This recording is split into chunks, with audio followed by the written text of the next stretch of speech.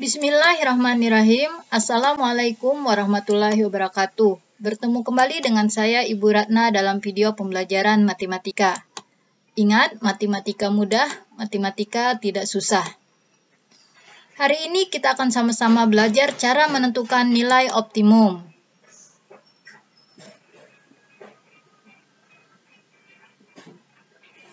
Nilai optimum merupakan nilai yang diperoleh dari fungsi objektif yang dituliskan dalam bentuk f, x, y sama dengan ax plus by. Nilainya bisa berupa nilai maksimum maupun nilai minimum. Nilai maksimum maksudnya nilai yang paling tinggi dan nilai minimum maksudnya nilai yang paling rendah. Cara menentukannya, kita bisa menggunakan metode uji titik pojok. Langkah-langkahnya adalah, yang pertama menggambar daerah penyelesaian dari sistem ketidaksamaan linier yang ada di soal. Kemudian, kita tentukan semua titik pojok atau titik sudut dari daerah penyelesaian tersebut. Setelah itu, kita lakukan uji titik pojok dan kita tentukan nilai optimum dari fungsi objektif tersebut. Nah, perhatikan contoh soal berikut ini. Tentukan nilai maksimum X, F, dalam kurung X, Y sama dengan 5X plus 10Y. Dari daerah penyelesaian, sistem ketidaksamaan X plus Y kurang dari sama dengan 9, 6X tambah 11Y kurang dari sama dengan 66, X lebih besar sama dengan 0, dan Y lebih besar sama dengan 0. Nah, sekarang kita masuki langkah yang pertama. Ya, kita akan menentukan daerah penyelesaian dari sistem ketidaksamaan linier. Nah, di sini Ibu menggunakan soal yang sudah kita bahas sebelumnya ya. Jadi sebelumnya kita telah belajar cara menentukan daerah penyelesaian sistem ketidaksamaan linier dan ini sudah kita jadikan contoh ya. Jadi sudah kita selesaikan sebelumnya ya. Tentunya kalian masih ingat ya.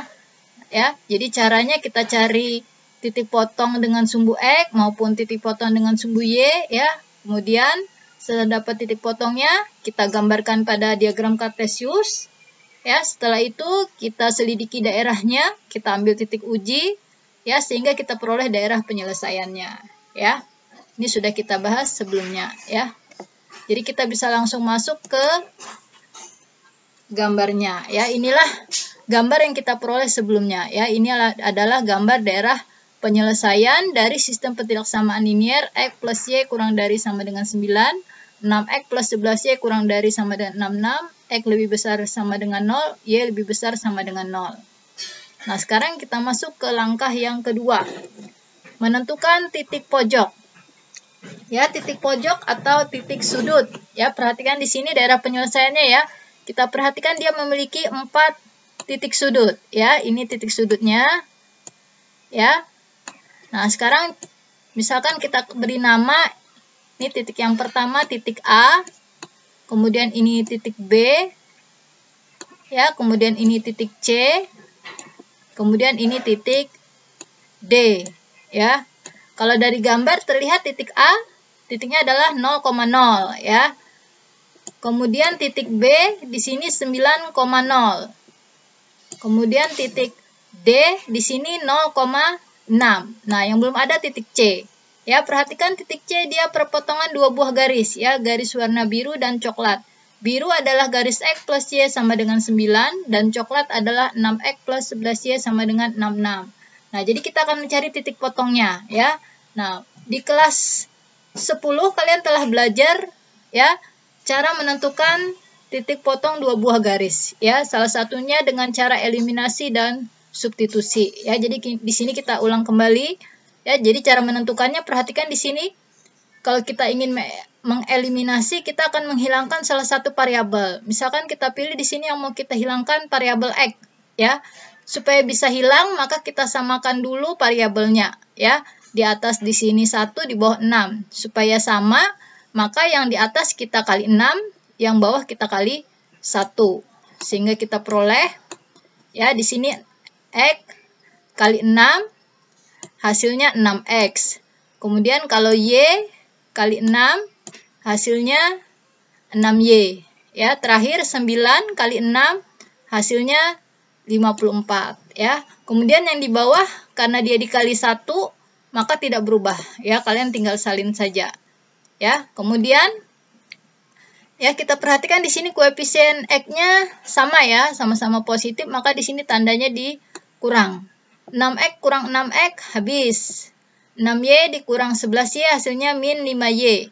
54 dikurang 66 hasilnya min 12 ya, sehingga kita peroleh Y-nya min 12 dibagi min 5 ya. Ini karena sama-sama negatif, negatif dibagi negatif hasilnya positif. Jadi hasilnya Y-nya adalah 12/5.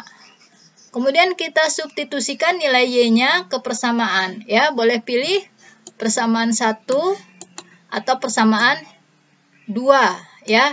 Tentunya kita pilih persamaan yang paling sederhana, yaitu persamaan 1 ya. Jadi kita masukkan ke persamaan 1 yaitu X plus Y sama dengan 9. Kita ganti Y-nya dengan 12/5 ya. Kita masukkan X plus 12/5 sama dengan 9 ya. Nah, untuk X-nya berarti ini karena positif pindah ruas dia jadi negatif ya. Perhatikan di sini karena bentuknya bentuk pecahan ya, maka kita harus menyamakan dulu penyebutnya ya. Jadi di sini 9 kita kali 5 hasilnya 45 ya. 45 ya, 12 tetap ya, 45 dikurang 12 hasilnya 33/5. Jadi 33/5 untuk nilai X-nya. Sehingga kita peroleh titik C-nya X, Y, X-nya 33/5, kemudian Y-nya 12/5. Nah, sekarang kita masuk ke langkah ketiga yaitu uji titik pojok ya. Jadi untuk uji titik pojok caranya kita substitusikan semua titik pojok ke fungsi objektif ya. Jadi di sini tadi fungsi objektifnya adalah f X, Y sama dengan 5X plus 10Y. Ya, kita ganti ya XY-nya dengan titik pojoknya tadi. Ya, misalkan titik A 0,0 sehingga kita peroleh X-nya diganti 0, Y-nya diganti 0. 5 kali 0, 0. 10 kali 0, 0. 0 tambah 0, 0. Kemudian titik B 9,0. Berarti 5 kali 9 tambah 10 kali 0. Hasilnya 45 tambah 0. Hasilnya 45. Kemudian titik C 33/5, 12/5. Kita ganti jadinya 5 kali 33/5 tambah 10 kali 10 kali 12/5. Nah, ini 5 kali 33 hasilnya 165 dibagi 5 hasilnya 33. 10 kali 12 120 dibagi 5 hasilnya 120/5 hasilnya 24. 33 tambah 24 hasilnya 57. Kemudian titik D 0,6, 5 kali 0 ditambah 10 kali 6. Hasilnya 0 tambah 60 hasilnya 60. Nah, setelah itu kita lihat ya dari uji titik pojok tadi, nilai mana yang nilai tertinggi ya, karena di soal tadi diminta nilai maksimum, berarti kita cari nilai yang tertinggi. Nah, perhatikan di sini nilai tertingginya adalah 60. Nah, jadi nilai maksimumnya tentunya adalah 60. Misalkan nanti yang diminta nilai minimum, berarti yang dicari adalah nilai yang terendah. Nah, sebagai latihan kalian bisa coba soal yang ada di layar kalian ya. Perhatikan di sini diminta nilai minimum. Berarti nanti yang dicari adalah nilai yang terendah ya. Bagaimana? Mudah bukan?